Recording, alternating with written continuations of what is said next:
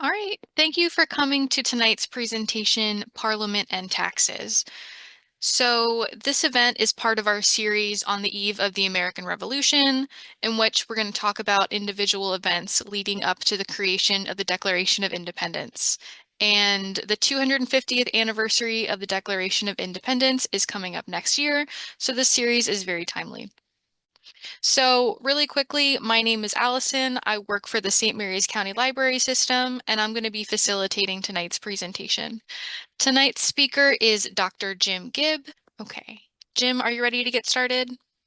Yeah, All right. so I'll go ahead and share my screen. As I mentioned to a few minutes ago, before everybody was on, this evening's presentation will have a commercial. I'll let you worry about what that might be. Um, I'd also like to point out that it was the 19th, April 19th, this is 28th. So 10 days ago or so was the 250th anniversary of Lexington and Concord, shots fired. Effectively the beginning of the hot war between the colonies and Great Britain. So we're already in the 250-year commemoration process.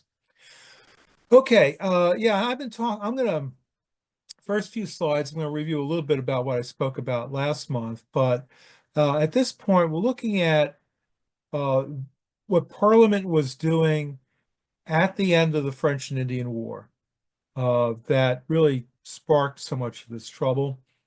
That slide is actually for me, but that's our abstract.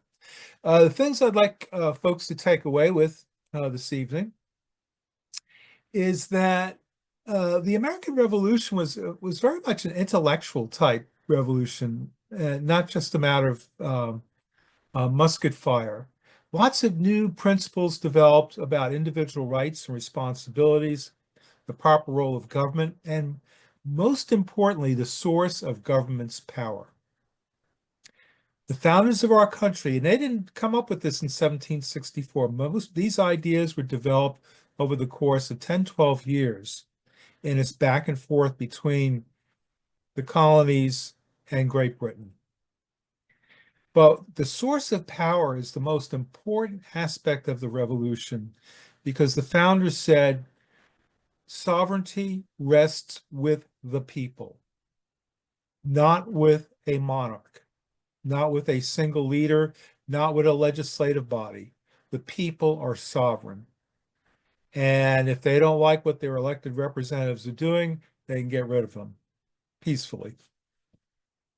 The other point I'd like to make is that Americans were fighting not against any kind of specific inflicted tyranny, but anticipated tyranny. King George III, and he really was kind of the ringleader here, and his appointed ministers, the Patriots were saying that they were trying to enslave the colonists, but they had not, in fact, done so. So this is more what we're going to be talking about that covers the next 10, 12 years is really colonists' perception of what the crown was trying to do to them, not actually what the crown had done to them. The third point is that, like a lot of wars, it gets to the point where, I mean, folks never lost sight of what the war was about, but it became increasingly personal. And we can see this in the Second War with Great Britain, the War of 1812, where especially the Crown and its military forces were really kind of humiliated by just the American resistance. And then even more so when that resistance turned into successful battles against the British. And so the British really got kind of peevish. And that shows in a lot of the subsequent military encounters, but also in the back and forth between the Crown and the colonies. And my last point there, being the son of a Scotsman, I like pointing this out. Let's not forget about classic English arrogance. This shows up, and most recently it showed up in Brexit, contemporary movement. but it shows up constantly throughout British history. It's a sort of superiority complex, which is really bizarre given how small the islands are. Anyway, to review a little bit, when Maryland was founded in 1632, we had a charter from the king. And that charter specified that the colony, the Maryland colony, would trade directly with England and Ireland. If a vessel had been loaded with material being exported, if it stayed on that ship for a year, which is highly unlikely, but if it did, then that ship can go trade wherever. But all our produce was supposed to go to England or Ireland. Remember, Baltimore is a Irish baronet, hence Ireland's included. In 1651, during the interregnum of Oliver Cromwell, the Stuarts, well, Charles I lost his head, and there was a period of protectorate when there was essentially no monarch. So at the beginning of that period, the English Navigation Acts, first one was passed, and there were subsequent versions of it until 1733. And the 1733 Act persisted right on through the Revolution. So the acts change each time a little bit, but basically shipping only by way of English and Irish ships, crewed by English and Irish sailors. The English Civil Wars essentially prevented British shipping to the colonies. So there was a period during that interregnum, actually during the Civil War years, through Oliver Cromwell's protectorate, about 20 years, when very few British ships were coming here. And the folks here needed to sell their tobacco. They needed manufactured goods. And those goods and the market for tobacco was provided by the Dutch. And the Dutch didn't care about mercantilist principles or anything like that. They were all into free trade. They trade with anybody.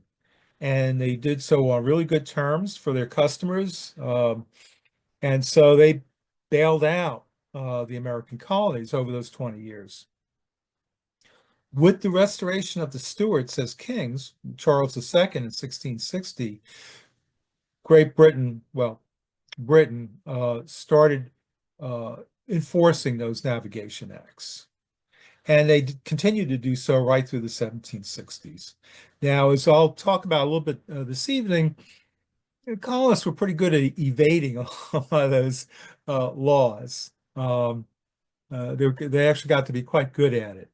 But still, those laws were in place, and merchant ships could be interdicted by the British Navy and searched. And if they were carrying contraband, if they weren't paying the appropriate duties, the ship and its cargo could be confiscated by the crown. Starting back with 1651, again, I talked about this a little bit last month. We have the speech from William Berkeley before the General Assembly, of which actually was written to the London Board of Trade. And he says to the London, we can only fear the Londoners. When he's saying that, he's referring to the London Board of Trade, which governed colonial trade. We can only fear the Londoners who would fain bring us to the same poverty wherein the Dutch found and relieved us, would take away the liberty of our consciences and tongues, and our right of giving and selling our goods to whom we please. That last phrase, particularly about selling goods, is a hot point of contention for the next 125 years. Again, that law was amended periodically through 1733, and we were really good at evading a lot of navigation acts anyway. So let's begin with the subject of this evening, Parliamentary Acts between 1764 and 1774-76. We have the Duties in American Colonies Act of 1765, and you'll see there's a reference after that, 5 George 3 C12. 5 refers to the 5th year of the reign of King George III, chapter 12. Okay, that's just a standard legal reference that was used. George III assumed the throne in 1760 upon the death of his father. So the purpose of this law, remember the French and Indian War just ended. So the purpose was to raise revenue to cover stationing of 15,000 British regulars in the colonies. Raises the whole issue. I mean, British troops weren't regularly stationed in the colonies for, 150 years. Now that the war's over, the French are out of North America. Why do we need 15,000 British regulars now? But the duties and the various acts, the Stamp Act here, um, was passed specifically to raise money to pay uh, British troops garrisoned in North America. Passed both houses of Parliament, Commons and Lords in March 1765. It was repealed a year later. There were specific taxes, and it's all about stamped paper. So you have embossed paper made in Great Britain, and each of them had a tax. So I've got this little table here. It's pounds, shillings, and pence. To refresh everybody's memory, there are 12 pence to the shilling, 20 shillings to the pound, unless you're talking about a guinea, which is a pound paid to elite people who get sort of a gratuity, people who at least need it. So a guinea is actually 21 shillings. But all these taxes apply in pounds, shillings, and pence. The first one is attorney's licenses. So the paper license for an attorney, 10 pounds. That was a lot of money. And if there's any government people listening in on this, let me tell you, if you want to tax somebody, don't start with the lawyers. It's not a good start. These are the people who can fight and will fight that tax. Land patents. If you patented, let's say, 100 acres from Lord Baltimore, you would get a paper patent. That patent would run you 1 shilling 6 pence, just for the paper. If it was more than 100 acres, the tax went up because basically bigger property meant longer document. All kinds of legal papers, anywhere from 3 pence to 10 shillings. Playing cards, 1 shilling. I remember we were still taxing playing cards in my lifetime. I remember as a kid, when you got a new pack of playing cards, it was sealed with this stamp, and that was a tax stamp. So you had to break open that seal to get the cards out. We stopped that, I think, in the mid-1960s.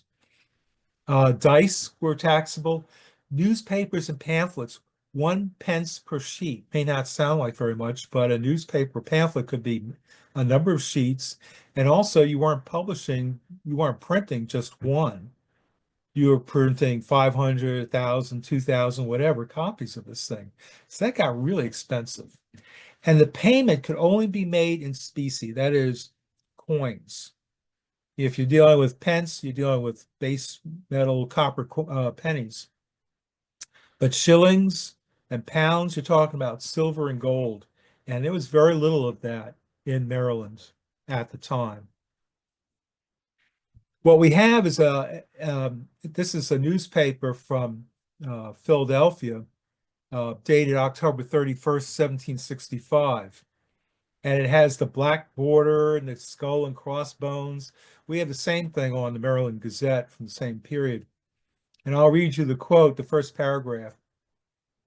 I am sorry to be obliged to acquaint my readers that as the Stamp Act is feared to be obligatory among us after the 1st of November ensuing, the fatal tomorrow, that is the following day, the publisher of this paper, unable to bear the burden, has thought it expedient to stop a while in order to deliberate whether any methods can be found to elude the chains forged for us and escape the insupportable slavery. So William Bradford, the publisher, is saying, I can't afford to do this.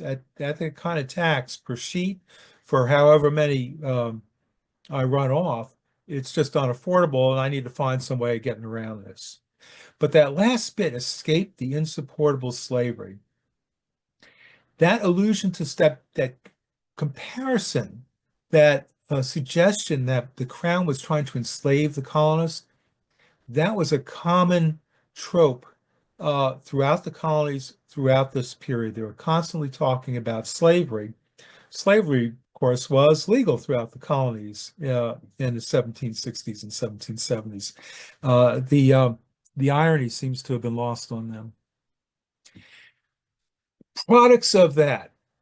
This is dated, this is a broadside, which should have been taxed, but wasn't, December 17th, 1765. So the Stamp Act had been in place for nearly 7 weeks.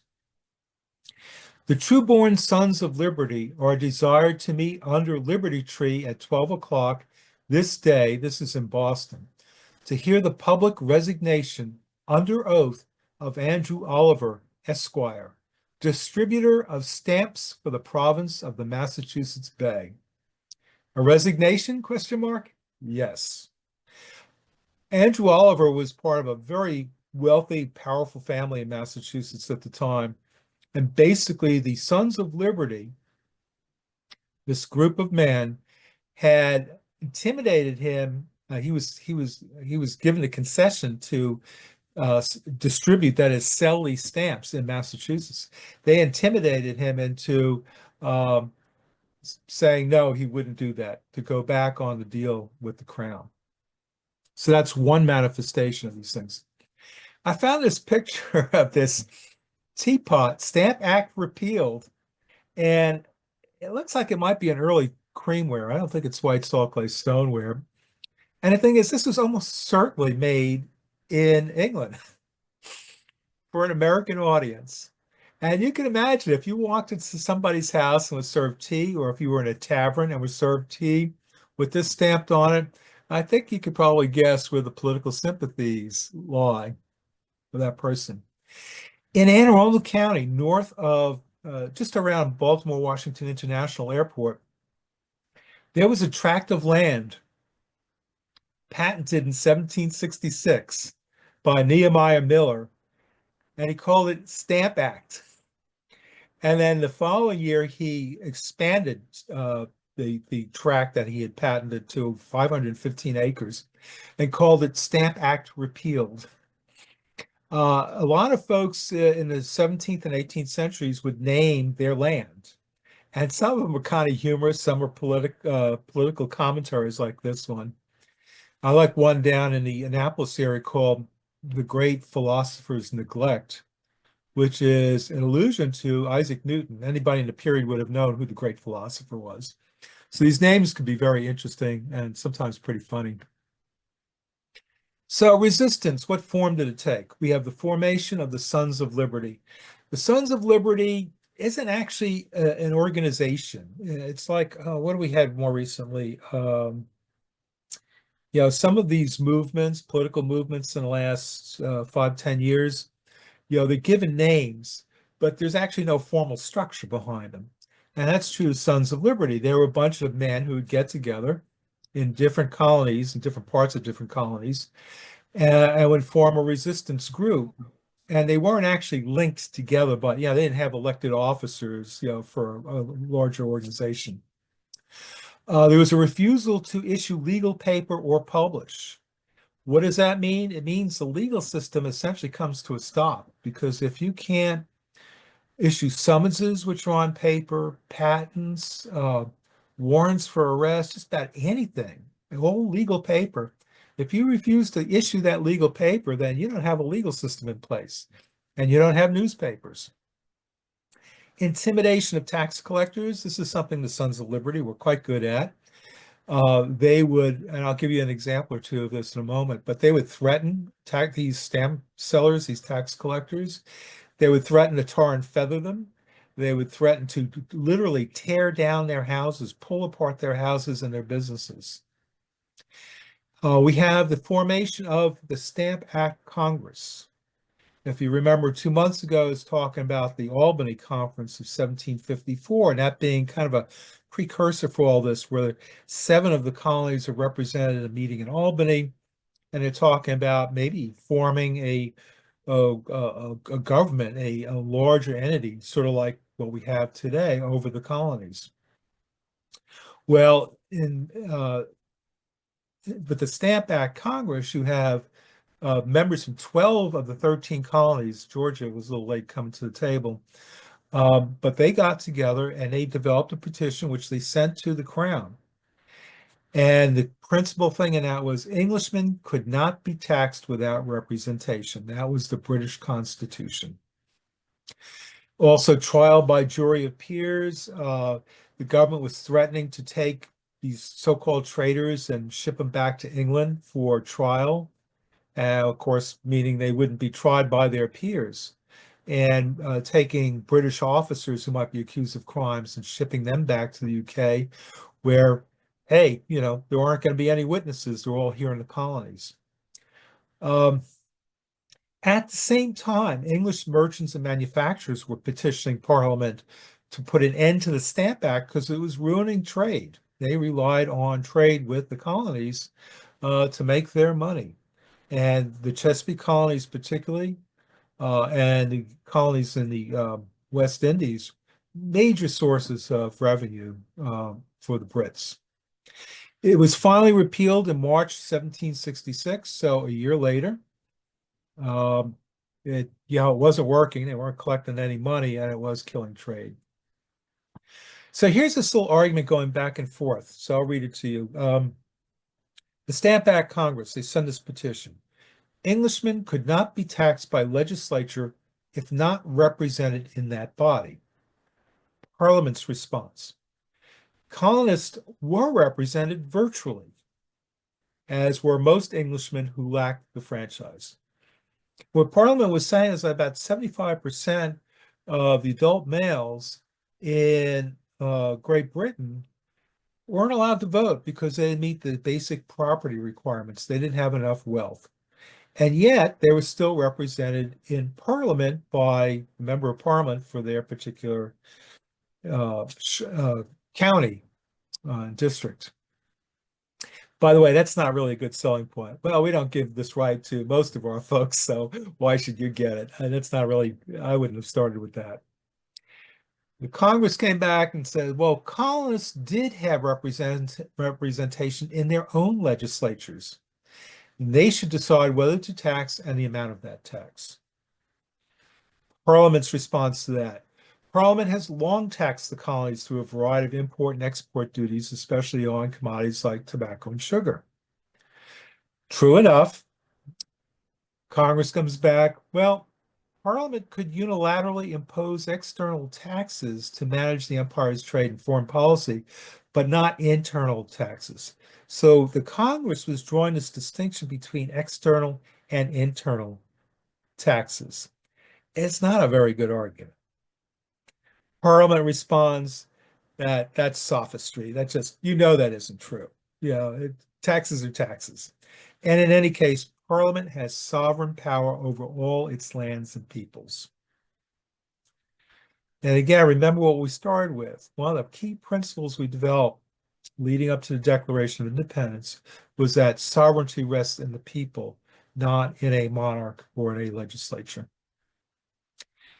We have this quote here from Samuel Adams. For if our trade may be taxed, why not our lands? Why not the produce of our lands and everything we possess or make use of? This we apprehend annihilates our charter right to govern and tax ourselves. And by that, he means each of these colonies has a royal charter. A charter, they're either chartered as crown colonies or they have proprietors like Pennsylvania, Maryland, and Georgia, who received a royal charter. It strikes our British privileges, which as we have never forfeited them, we hold in common with our fellow subjects who are natives of Britain. What he's saying there is that just because we moved here, we're still subjects of the crown. We are still British citizens. If taxes are laid upon us in any shape without our having a legal representation where they are laid, are we not reduced from the character of free subjects to the miserable state of tributary slaves? Again, the concept of slaves pops up. In 1765, as part of the act that they pretty much amended with each session of Parliament, the Mutiny Act. And it requires each colony, the amendment in 1765 required each colony to supply or pay for the quartering of British troops. So each colony was supposed to house and feed or provide the money to house and feed regular British troops. New York initially refused. Pennsylvania, those people, they complied. Most of the other colonies just evaded it through one means or another, but New York was principally where the Crown was sending troops. And so initially, New York refused. Eventually, they relented, kind of half-heartedly and late. This is kind of important because that same kind of thing, quartering of troops, is something that's addressed in the U.S. Constitution. The Third Amendment of the Constitution prohibits quartering of troops, and so they can't put troops in your house. You have to support these guys while they're there during time of peace. The Fifth Amendment requires just compensation. So if during time of war, people are quartered in our houses, we receive remuneration for that.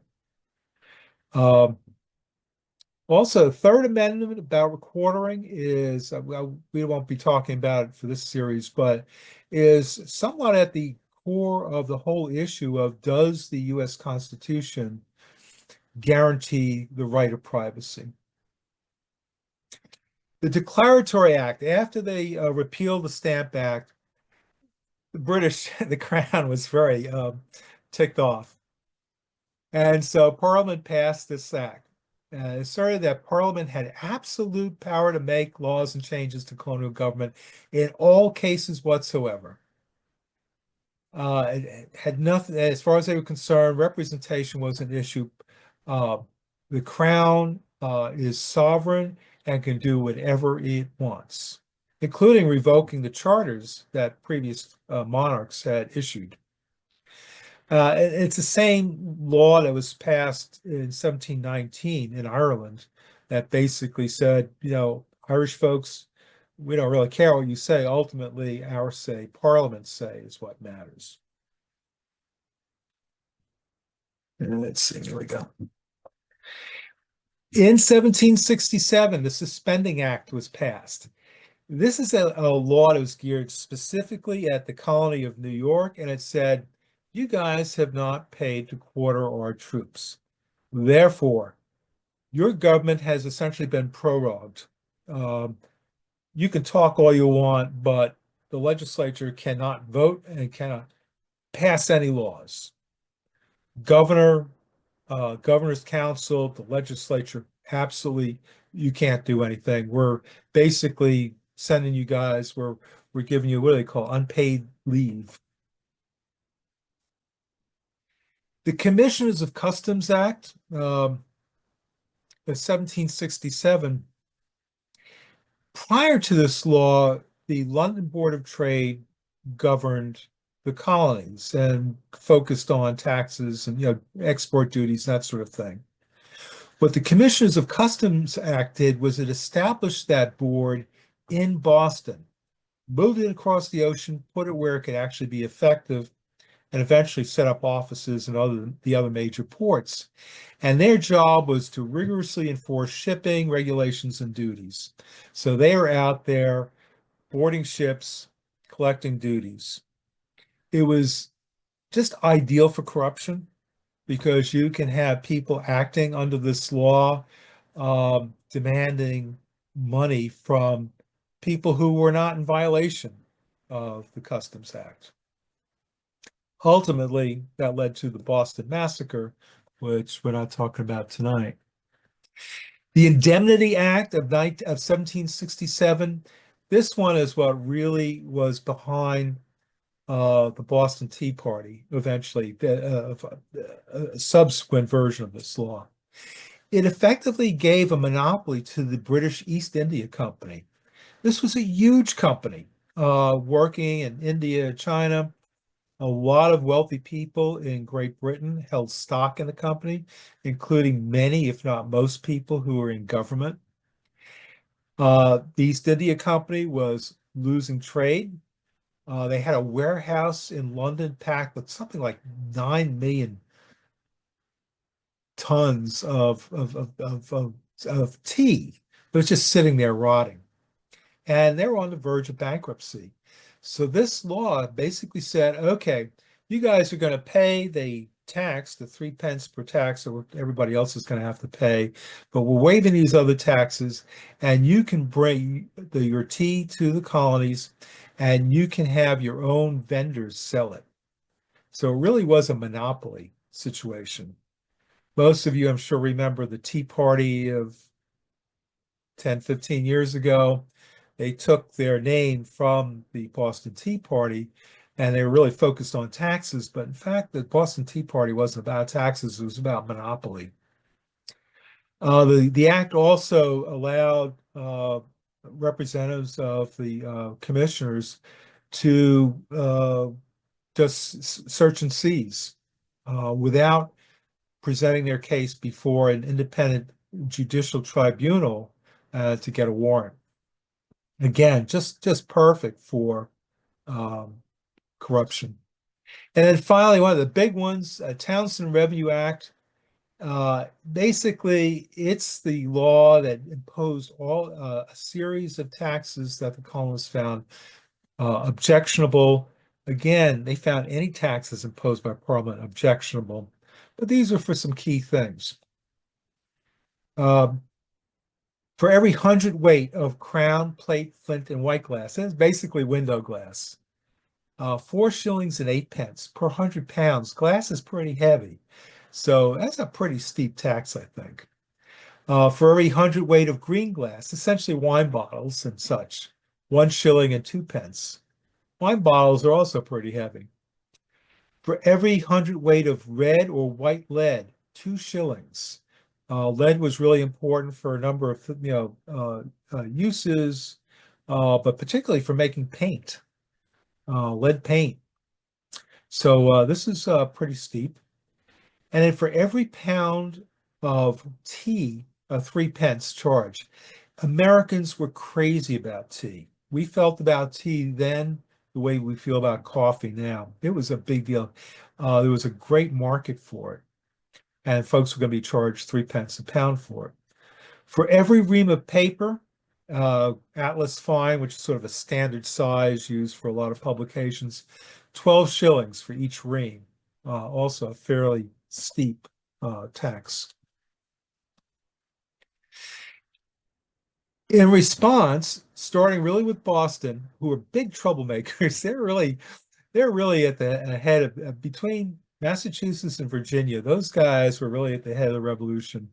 But the New Englanders, and particularly the people of Boston, really took it on the chin initially. So Boston was occupied by British troops, and what Bostonians did was saying, okay, we're not going to consume, import British goods, and we're not exporting anything to Great Britain. And the Bostonians persuaded other colonies to do the same, otherwise they would boycott their goods as well. So most of the colonies bought into this. It was a major effort to not use, import, British goods or to export to Great Britain. Homespun cloth, which I'm sure we all learned about in grade school, became a big thing where folks were, producing the fiber and making the clothes here, which they weren't supposed to do. They weren't supposed to manufacture here. And there are other objects that were made in the colonies that were clearly not British manufacture. All of these acts, referred to as the Townshend Acts after Charles Townshend, were repealed in May 1770 because they just worked abysmally and they were causing a lot of problems back in Great Britain in terms of lost trade. The boycott would have collapsed anyway. It was kind of dying out anyway. A lot of folks just couldn't afford to keep it up. But it was pretty much over by October 1770, regardless of whether the law was repealed. The one that was not repealed, though, and that was renewed as a new law, was the indemnity tax, which granted a monopoly to the East India Company.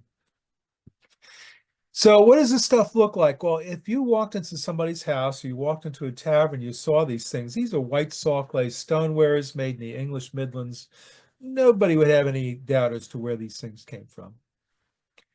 And if you walked into a tavern or into somebody's house and was served with these things, it would be pretty clear what the political proclivities were in that establishment. On the other hand, lead glazed red earthenwares like this uh, were recognizably American made. And they were made from southern New England right down to Georgia, westward out towards the Appalachian Mountains. Um, if you were eating off this at a tavern, you were clearly in amongst a bunch of patriots and not loyalists. I have this quote from this anonymous guy up in Rhode Island. It says, as I am a very great lover of liberty, of beauty, of music, of my country, and of all those who endeavor to promote and establish, by good economy, its wealth, peace, prosperity, and tranquility, was extremely pleased by having admittance into the company of 11 of the daughters of liberty, ladies of character, and lovers of British freedom and industry, each being laudably employed in playing on a musical instrument called a spinning wheel. Now, this is part of that kind of florid language of the period. And the guy is a little bit tongue-in-cheek. He's making this analogy between making music and making clothes, making fabric. But this is very early on. This is March of 1768. So we've got this homespun industry beginning, and people, getting together, doing this together, and announcing really their proclivities. Again, something we probably all learned in grade school, but forgot. For George Washington's first inaugural address in New York City, he wore that outfit you see on the right, which was homespun. Um, Sort of a russet color. It came to be known as Congress brown. The color became known as Congress brown. But that outfit that he wore survives, although it's supposed to be pretty fragile, and was on exhibit. I don't know if it still is at Mount Vernon. But coming out, first inaugural address in 1789, wearing homespun was definitely a statement. Now, all this really begins, it works through a series of what we call extra legal agencies. There is nothing in law that permitted or prohibited the formation of these various organizations. And when we developed the US Constitution, it's the same thing. It was an extra legal undertaking. So in Maryland, we have the Annapolis Convention, which essentially is a legislative branch that takes over, that is independent of the royal governor. There's a founding of a Council of Safety, and each state had this, where they've got essentially an executive branch. Instead of a governor, they have a group of men who are acting as the executive branch of government. We have committees of correspondence in each of the colonies and several of them in each colony that are communicating with one another, because this is something we learned in 1754. If you communicate with one another and recognize you have common issues, you start developing a strong network and become a force of resistance. Finally, and really most interesting, are the committees of observation. And there'd be a number of these in any particular colony. But there are groups of men who basically the Continental Congress would tell them what the policy was, and these groups of people would enforce it. They were effectively vigilantes, and they would just be spying on people, looking at what people are selling, what they're wearing, and just trying to find evidence of people importing, violating the non-importation and non-consumption principles. Started in 1774, and basically they were the enforcers. Just as an example of how this works, this is a letter from the Committee of Observation in Baltimore, which was a very small town at the time. It was not a big deal. But It's dated 1775, and it notes that the ship Johnston, belonging to a Mr. Gildart of Liverpool, was loaded with salt and dry goods by the house of Messrs. Ashton and bound to Chesapeake Bay. Hey, So Jim. Messrs. Yeah, Sorry to interrupt, but we have a question in the chat, two questions. Number one, which of these acts were applied to all colonies in the British Empire? That's the first question. they're really just applied to the North American colonies because, well, we're the ones who resisted. I'm not aware of resistance efforts in the other colonies. And the second question is, did any other British colony rebel against their taxes besides American colonies?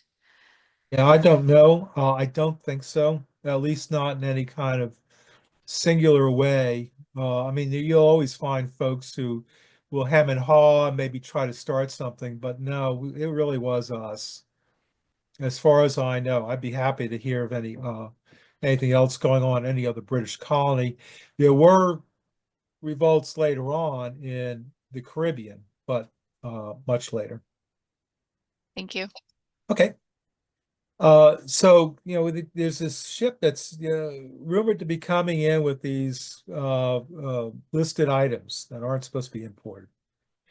And so they're saying, in consequence whereof, a deputation consisting of 11 gentlemen, if that doesn't sound like a mob, I don't know what is, was appointed to appointed to wait on Mr. James Braddock, agent and storekeeper for Mr. Gildart, who again is back in uh, England, and he's a representative for the owner of the ship Johnston, to advise him of the information received, that as we know what you're doing, to request him to give a satisfactory account of all goods now in his hands, and not to assist or countenance, directly or indirectly, the landing of any goods from the said ship, or in any way to promote the sale thereof. On the whole, the deputation aforesaid had it in charge to require an answer from Mr. Braddock as to the part he meant to act on this occasion, and whether he would comply with their requisition, and to report to the same to the committee on that Tuesday. This is all very polite language, but it's intimidation. And so Braddock does report to him on the 30th, that Tuesday, and he's saying he appeared before the committee and informed them that he did expect the ship Johnston shortly to arrive in Miles River, or on the eastern shore, but he had no advice nor had any reason to believe, except from the aforesaid letter from the Baltimore Town Committee, that the said ship would bring either dry goods or salt. This is rather disingenuous, but basically he's putting himself at arm's length and saying, I'm not getting involved with this, so um, I can be held harmless. I'm not going to talk about the Boston Tea Party this evening, but we had our own version of the Boston Tea Party in Annapolis less than a year after, in October. And this is an image I found of the brigantine Peggy Stewart that was bringing in these goods into Annapolis in violation of the non-importation policy. So here we have this note, and this is before all this started happening. This is February 1774. So there's no non-importation policy in place. The brigantine Peggy Stewart, Richard Jackson, master, will be at Selby's Landing on Patuxent River by the 1st of March next, that is about 2 weeks, ready to take on board tobacco at 7 pounds per ton, consigned to Wallace, Davidson, and Johnson. Those of their friends who incline to take advantage of an early market are required to have their tobacco ready with a view of dispatching her. So this is just a newspaper article. It's telling people on the Patuxent, if you want to get your tobacco back to the old world early and thereby get the best prices, you want to be ready to have, you must have it ready by March 1st. So very simple, as typically how trade had been going on for a long time.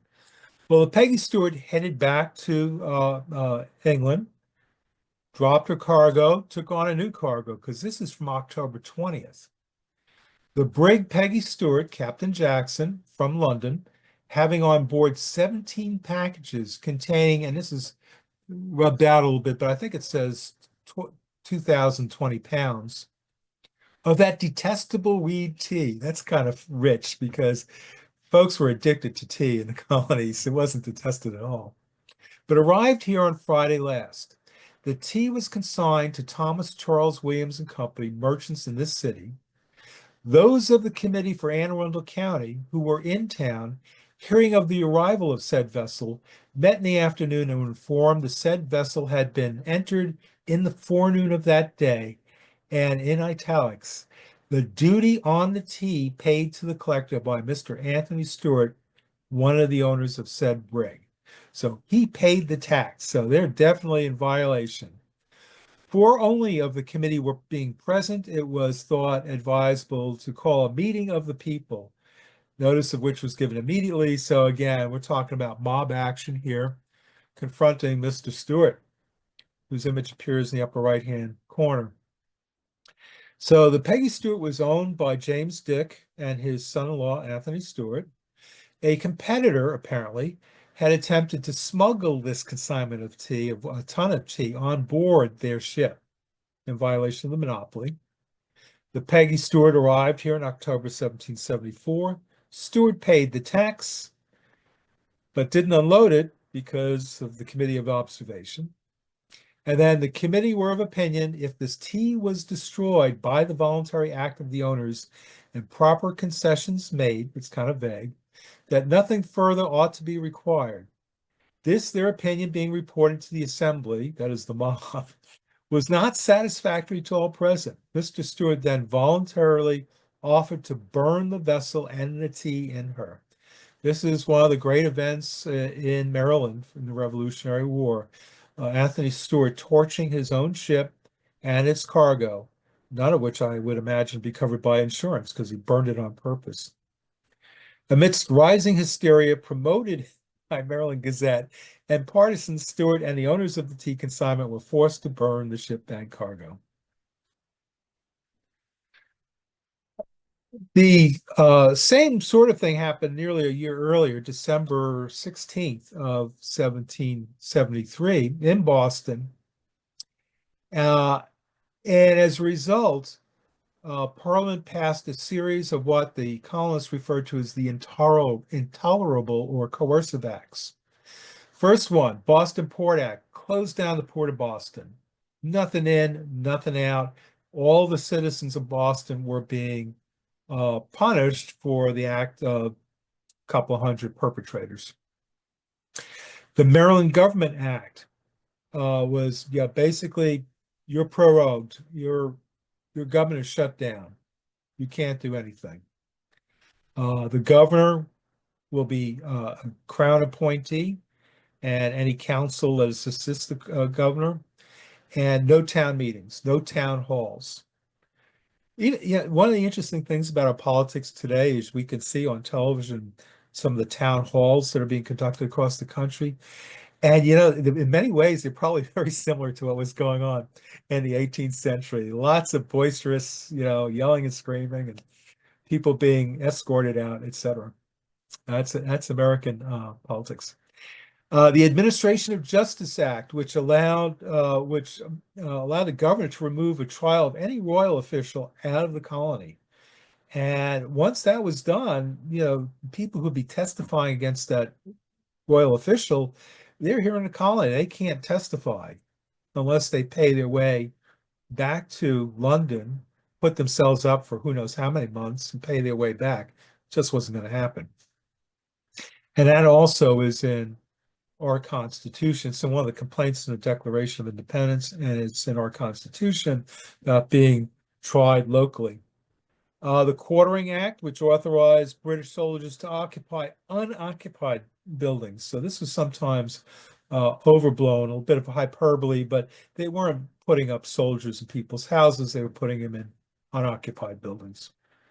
The law that really irked people, particularly New Englanders, was the Quebec Act, because it expanded what was considered Canada to extend down the Ohio River Valley, down along the western slopes of Appalachia, which would create a wall between the 13 colonies and western expansion. And it also granted Catholics the right to vote. And of course, Canada was until recently French. And so most of the people there were some Huguenots, but mostly they were Catholics. And New Englanders, Puritan types, just hated Catholics. So that really did not go over well. Okay, well, I mean that's kind of it for this evening. We still have almost more than 10 minutes. This is where we'll pick up next month with the actual Continental Congresses. We have another question in the chat. Okay. It says historian Mary Beth Norton says that the most significant of the coercive acts was the Administration of Justice Murder Act, whereas other historians feel that the Massachusetts Government Act was most significant. What is your thoughts about which is most significant of the coercive acts? Well, I think it's an interesting question that I'm going to have to bail on because it's a question for historians, not archaeologists. To be honest, it would be far better if this whole series were presented by a historian of that period. I'm a historian by accident. I'm an archaeologist by training. So I wouldn't care to, I'm happy to talk about it, but I wouldn't care to make that comparison. Sorry. Do we have any other questions? We have about 5 minutes left. They were boarding the soldiers in unused buildings, unoccupied buildings. How many unoccupied buildings would there have been at that time? Yeah, I think the question isn't so much how many, but how many did you have in an area small enough that they could still respond together as a unit? Because you don't want a regiment spread over, 10 square miles. You want them in the same neighborhood. There would be, barns. Certainly would be empty warehouses, given that the port of Boston was closed. So there's probably a lot of empty warehouses. Um, some houses that were not occupied, and there were probably a number of taverns also that weren't being occupied again because trade was so restricted that there wasn't a lot of need for people to be passing through. So I don't know if any historian has tried to make that calculation. It would be an interesting one because it raises the question of, quartered unoccupied buildings. Well, if there are no unoccupied buildings, where are they going to stay? And I think ultimately they expected the various colonies, and particularly New York and Massachusetts, to build barracks and to supply foodstuffs and whatever the soldiers needed.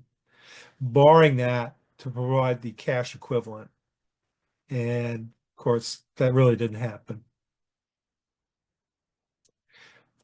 Something folks haven't asked is, well, what are 15,000 troops? Why did Great Britain decide to put 15,000 troops in the colonies, and particularly in New York and then Boston? What was the point of that? Because the war with the French was over. They were no longer a threat. The only external threat, would have been from relatively small Native American groups, which the various colonies had shown themselves during the French and Indian War more than capable of dealing with themselves. They didn't need 15,000 British troops. What was that all about? No suggestions? There is another question in the chat. Uh-huh. It says, if I recall correctly, you said that one act, Mutiny Act, was evaded by some colonies, whereas Pennsylvania complied. How did other colonies ruled by royally appointed governors evade this? I think it was fairly simple in that the focus of the British government was going to be on the ports of New York and Boston. So Charleston, Philadelphia, well, Philadelphia, too, but Charleston and some of the other ports, it just wasn't an issue. The British weren't particularly interested in putting anybody there. So those colonies that drew the short straw, who are obvious places, they're the ones who were subjected to it. So they had to make that decision as to whether or not to comply or not. So that's Boston, New York, and Philadelphia. Getting back for a moment to our 15,000 British troops, one of the things that you might see as you're reading through the works of historians, there's a lot of stuff published on these years, but It looks like the British were more concerned about the colonies declaring for independence before the colonists were interested in declaring for independence. It looks like the British, probably with a little bit of foresight, for once, saw that those colonies were pulling away. When I started this series in January, talking about Maryland, specifically Maryland, but the colonies in general, about where they were on the eve of all this. And the point I made through, a bunch of photographs of buildings and artifacts and everything is that we had a very sophisticated population here. This is not a bunch of people living in log cabins on the frontier. Uh, Magnificent houses, rich social life, cultural institutions. We were becoming very hip, and this was not lost on those in the know and those who cared back in specifically London. And they were growing, I think, increasingly concerned that we would pull away, that we would declare independence. At the same time, there was very little interest in the colonies for declaring for independence. And one of the things I'm going to talk about next month is, I'll have some quotes where these folks are just saying, our Lord and Liege, we're your respectful subjects in the 1760s into the 1770s. They were not inclined to declare for independence. And yet the British, on the other side of the pond, thought that that's what we were doing. Okay, we have one more question and then we will need to get wrapped up. And the question is, were the 15,000 British troops, was this also to guard against settlers violating the proclamation line? Um, I mean, part of it is that they were imposing these taxes, they were imposing various sorts of constraints on government and trade, and certainly putting British troops there showed British resolution that this was going to happen and that the colonies had to accede to Parliament's demands. Another thing that's probably going on, it's relatively minor, is that these are troops that had to be maintained no matter where they were. If they were back in England and Scotland and Ireland and Wales, they would have to be maintained. Someone would have to pay for their upkeep until they were deployed to some other part of the world. By stationing them in the North American colonies, they put the onus of supporting them on us. So although the money was supposedly the taxes raised would stay in the colony, be used to pay for them rather than being shipped back to London, it's still basically a way of raising revenue because it was a cost that the British government was going to have to sustain no matter where those troops were. All right, well, thank you so much for presenting and, thank you everybody for being here. I really appreciate it.